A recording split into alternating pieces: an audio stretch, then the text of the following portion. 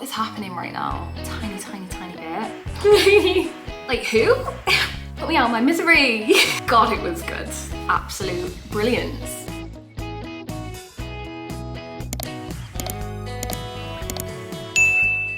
Hey book besties, welcome or welcome back. My name is Siân. Today we're going to wrap up my October reads. I read 11 books, which was a lot better than last month because I only managed 7 last month. That was a really low number for me, so I was pleased that I managed to get 11 in this month. Starting out, I had originally decided that I was going to read only dark romance for spooky season. It didn't end up turning out that way because there was a few new releases and arcs that came in, and I couldn't not. I had picked, very ambitious, I had picked 12 dark romance books that I was going to read. How many of them I actually got to? God, let's check. 5. I read 5 out of the 12 that I'd picked. That's not terrible. That's not terrible. It's not great, but it's not terrible. Okay, let's just get straight into it. I'm not only going to wrap up October, but we're also going to pick a TBR for November. We're already in November. I am currently reading a book, and I do have 2 books that I'm going to read next, but we're still going to pick some. Started off very strong with Bitter Burn by Sierra Simone. This is book 3 in the Lioness trilogy. If you haven't read this trilogy, you really need to. This is the Tristan and Isolde retelling. They're like a couple from the Bible, and they travelled across the sea he was taking her across the sea to go and marry this king, and I think they had some sort of like torrid love affair. Not me carrying on as if the Bible had romance in it. I don't really know much about it, but basically this is one of the most intricate series I have ever read. This was an absolutely fantastic finale. It really was. I gave it 4 stars. I thought it was 500 pages of absolute brilliance. It really was. So if you don't know anything about this series, basically Isolde is engaged to Mark. He's like quite a lot older than her. I think he's like 15 years older than her or something. He runs a sex club, but he also trades in secrets. So he gathers information that's in the basement of his sex club, and he will use information to buy things essentially. So he's a millionaire, but he used to work for the CIA, and he goes around and he's like killing people, and there's a lot of like espionage and secrets, and then he gets a bodyguard called Tristan, who he ends up in a relationship with. Tristan falls in love with Mark, and then one day Mark's like, I need you to go across the sea and I need you to sail back with my fiance. And he's like, fiance? Anyway, he goes. The trip takes 3 weeks. Tristan also falls in love with Isolde. This ends up being the 3 of them in this relationship, but nobody trusts anyone because she works for her uncle, who's literally a cardinal in like Italy, living in the Vatican. He's the leader of this organization that goes and kills enemies of the church essentially, and Isolde is one of his soldiers. So she's there to kill Mark. Mark knows that she's there to kill him. He doesn't trust her. Nobody trusts anybody, and this is the conclusion, because at the end of book 2 it all came out in the open that they're all aware of the other's secret. So Tristan and Isolde kind of ran away together, even though she's now married to Mark at this point, and Mark essentially wanted to get them back, but there was a lot of things that needed to come to a head with the organizations, and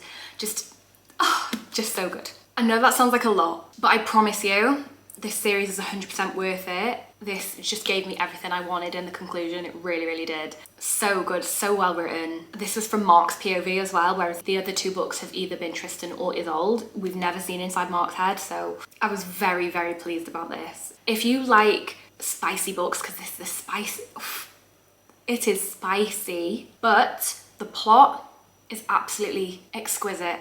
Moving on to Crossed by Emily McIntyre. This is book 5.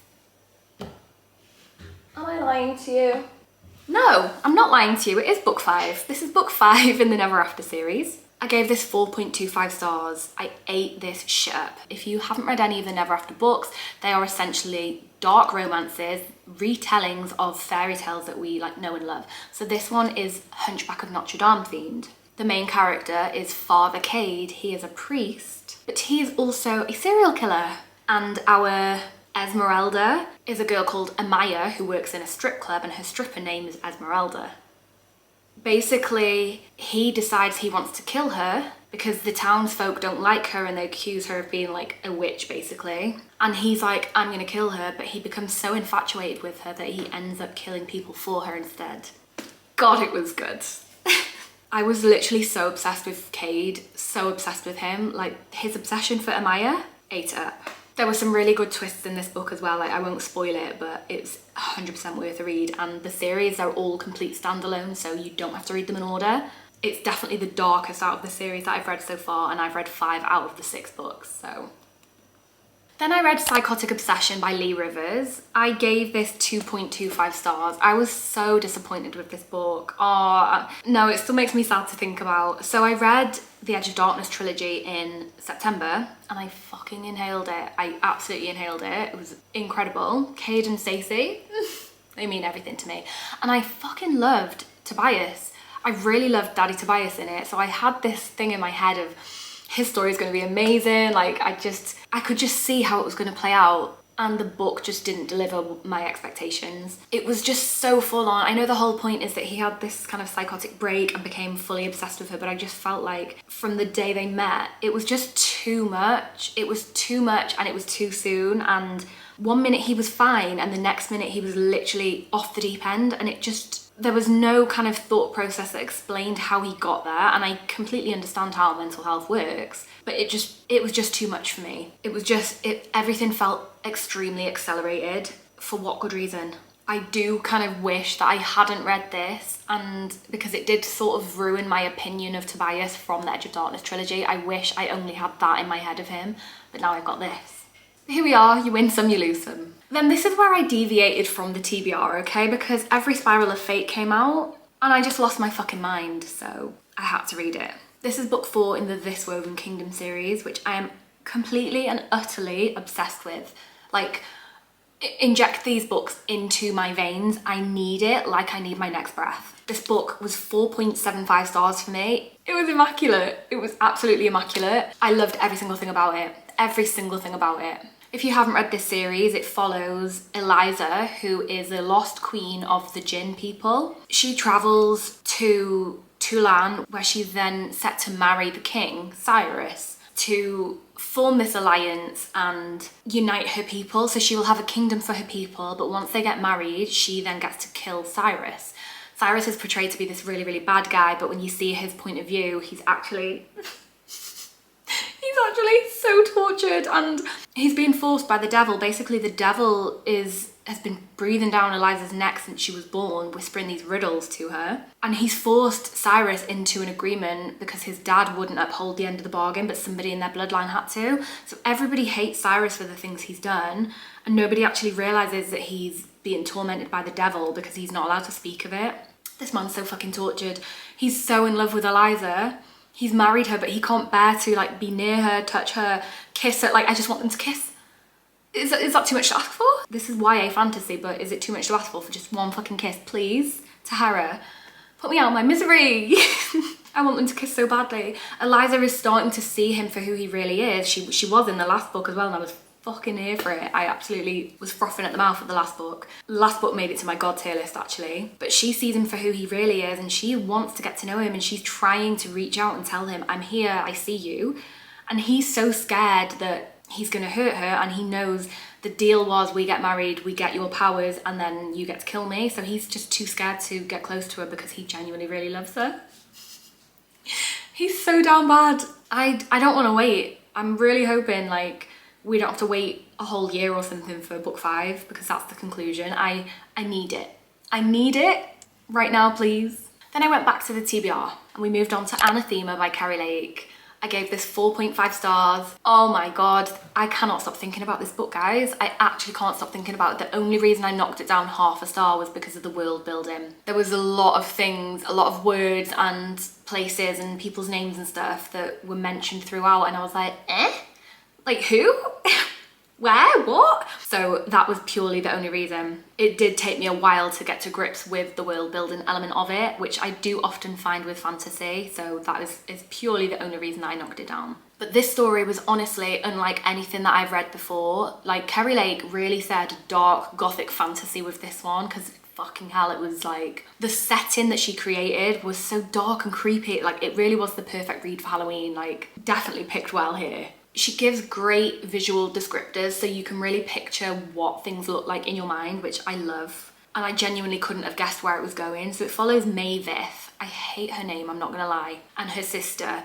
And they live in this town where people get fed to the eating woods. So if you're, say they think you're a witch, chuck her in the eating woods and the creatures in there will eat them. Like, criminals will go in there, or, you know, kind of like the witch trials back in the day. If they don't like, if your face doesn't fit, you're in the eating woods. So Mavis has always been an outcast because she was found like on the outskirts of the eating woods as a baby, and she was taken into this family. So her sister's not her actual sister. One day her sister gets fed to the eating woods, so Mavis follows her in there, and they come across these creatures, and she accidentally goes through a portal into another world. The whole time she's trying to get back to save her sister because she thinks this creature is gonna kill her. When she goes through, she meets Zavanda, who's our MMC. I think I found a new favourite MMC in this book. Zavanda's really moody, he's tortured, he has his own past, and he doesn't want to help Mavis. They realise that their paths are intertwined, and she ends up staying at the house with him, and then they realise they have this connection. The tension was giving, like, it was actually delicious, the build up to them getting together. Oh, I loved it.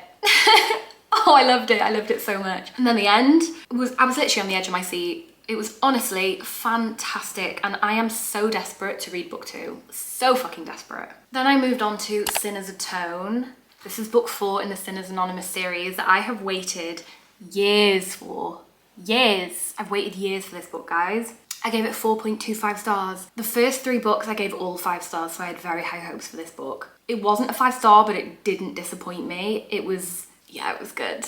This ended on a cliffhanger as well. Like, it's a duet. I'm not well. So basically, this is Gabe Visconti. He's the youngest brother. Throughout all the other books, he's been very, his character's been very mysterious, and you don't really know his background other than he's like violent as hell, and has some sort of like military training. So he's in charge of like the safety of the family, and he has loads of men, and he wouldn't think twice about killing anyone. So for him to be with Ren, who's like the sweetest little like angel to ever walk the earth, something's gotta give here. So basically they met because he was dying and she saved his life, and then now like 3 years later their paths are crossing, and it's the same timeline as the Sinners Anonymous series. So I loved seeing things that had happened in the background while those other stories were ongoing. There's so much, I don't feel like we even really scratched the surface of either of their backstories, really. Things were hinted at, but we don't really know much about either of them other than they have this tension between them. But he's a scary bastard and she's like sweet as pie. Some parts I felt were a little bit rushed and glossed over, tiny bit. But overall, I loved it, and I loved the little cameos of all the other couples as well, because my babies, Rafe and Penny. Yeah, can't wait for book 5. Really hoping that this is the one that like brings it home. Then I read an arc from an indie author called Mila Carbo. This is The Harvest Games Trick, Treat or Die. I gave this 3 stars. This was written extremely poetically. The writing was literally like reading a poem. It was very, very beautifully done. And it was a very original little Halloween novella idea. It is a novella. I'd say the only reason that I gave it 3 stars was because sometimes, this is gonna sound so stupid, sometimes it was so poetic that I struggled to understand what it was actually trying to say.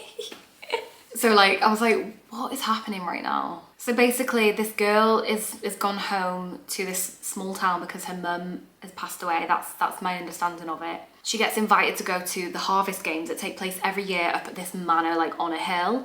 And that family have been hosting these Harvest Games every year. And it's either you pick trick, treat or die. And there's people with masks on who will go into the cornfields and hunt you down. And unless you've both picked trick or you've both picked treat or whatever, then they kill you. And then the blood soaks into the earth, and then the harvest will grow throughout the year. So it was a very unusual concept. This girl gets invited. People don't generally go because they hear of all the people that go missing, but they kind of gloss over it and nobody really realizes that they're actually getting killed. But her and her friends go, and some of her friends get killed, and the master of the game hunts her down and decides, I'm gonna marry you. So they both pick like treat. She doesn't get killed, but she's kind of gets, I don't want to say indoctrinated, that's not the right word, but she's brought into the fold. Yeah, it was a good little read for Halloween, like spooky season. and it was short and sweet. It was like 150 pages. Then I had an arc of The Defender by Anna Huang.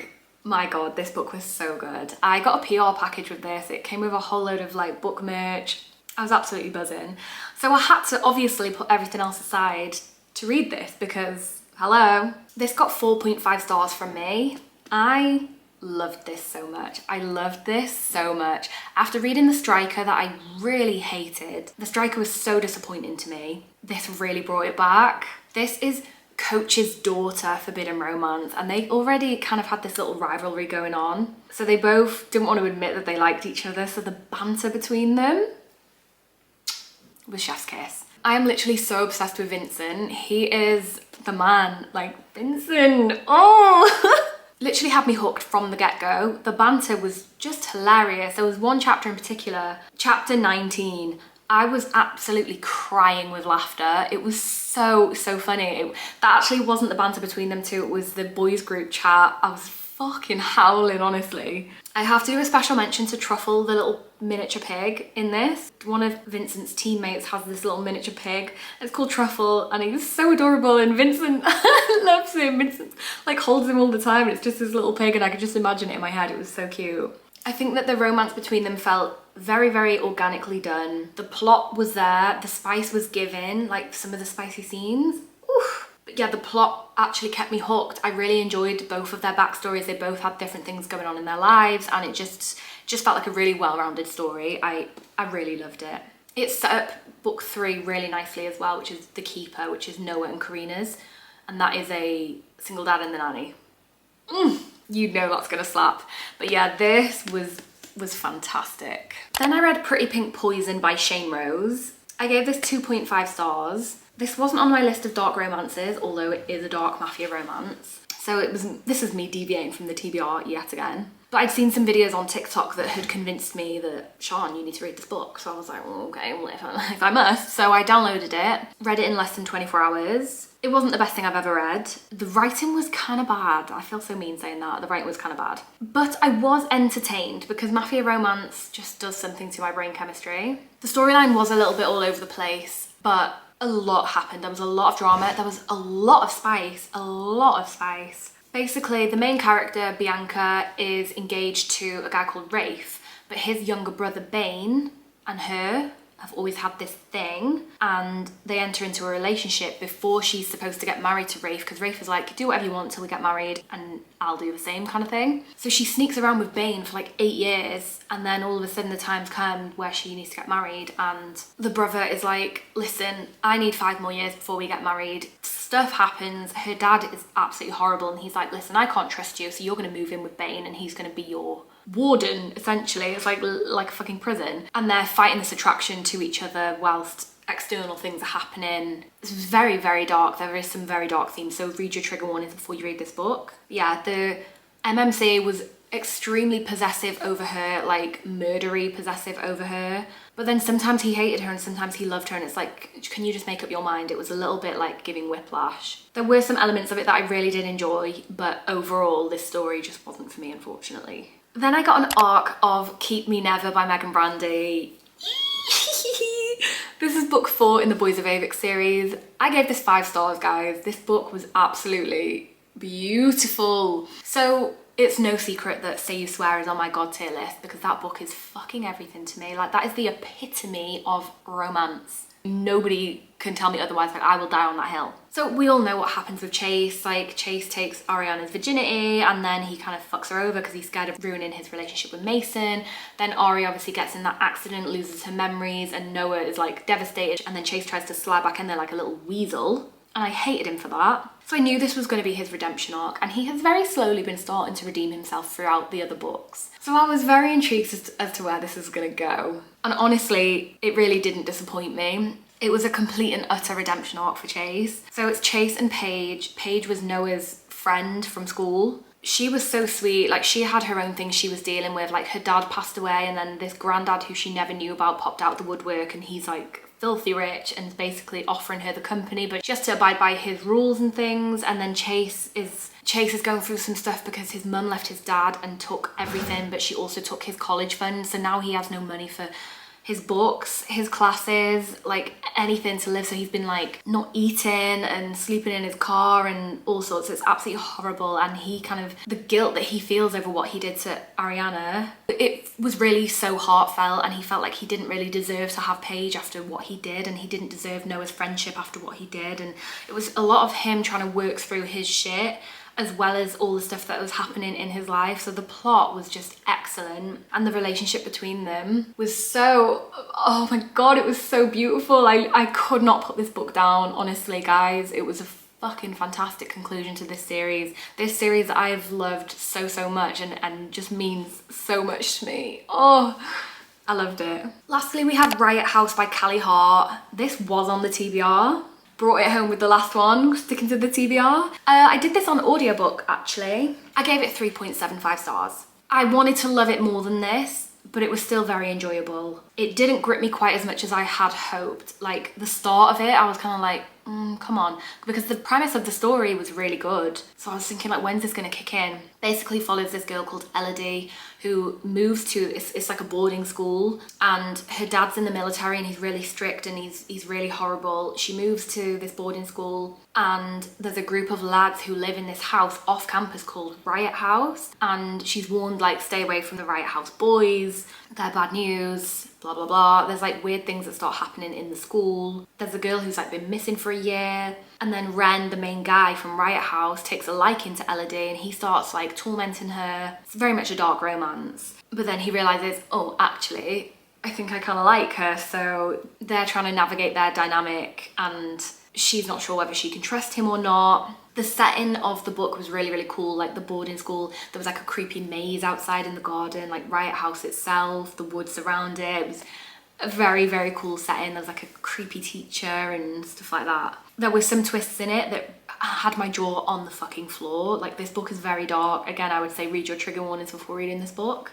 I did really like Ren and Elodie together. I thought they were great together. I didn't really like Ren's friends, and I didn't really like Elodie's friends. So I don't think I'm going to continue with this series purely for that fact. I may have liked this book a little bit more if I hadn't done the audiobook, because I don't tend to listen to audiobooks unless I've read the book physically before, because sometimes I find that I zone out a little bit, and it's not because the book's not interesting, it's because external things just capture my attention. Like, I don't mean to do it, but obviously it can't be helped. So this is normally why I only listen to audiobooks where I've already read the book, because if I zone out, I already know what's happened. So I don't know if it would have made a difference. Maybe I would have rated it a little bit higher if I had read it physically, but alas, I didn't. Overall, it was a good story. Like I said, I did give it 3.75. So they're the 11 books that I read this month. Now let's pick some reads for November. Not me forgetting what month we're in. Let me get my trusty TBR jar. Oh, it's been a while since I've got this out, you know, because last month I just picked all dark romance, and I very much like mood picked.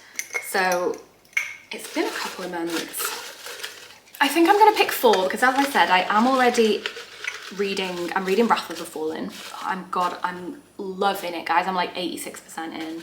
Absolutely loving it. I do want to read Eldritch because I just need to get to that, and then there's an arc that I have to read as well. So that's 3 already. So yeah, I'm gonna pick 4 prompts, I think. The last book you bought. Oh, what's just come? Because I order a lot of books. Let me check my orders on Amazon, because I did just have one delivered and I can't remember what it was. Oh, I can't read that. I bought Breathe With Me by Becca Mark, but I haven't read the others, and I'm not reading it out of order, absolutely not. So what was the one I bought before that? Brimstone. It's arriving on the 18th. Okay, Brimstone by Callie Hart. Oh, guys, I'm so fucking excited for this book. I can't even tell you how excited I am. Quicksilver is my favourite book of all time. I am literally frothing at the mouth for some more of Kingfisher and Sarah. It's like, give it to me, give it to me, give it to me. I'm... Can you tell?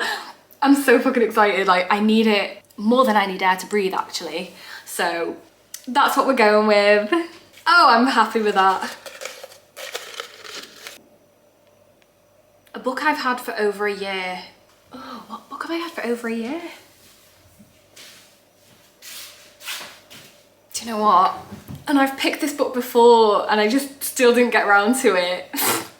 Throttled by Lauren Asher. I've had this since September 2024. I bought it in the airport when I was on the way to Portugal. And bless its heart, it's just been neglected ever since. So I've got the whole series on my shelf and I've not read any of them. So yes, we will read Throttled. I will read you, I promise. Like, mark my words, this is being read this month. Like, if it kills me, I'm gonna read it.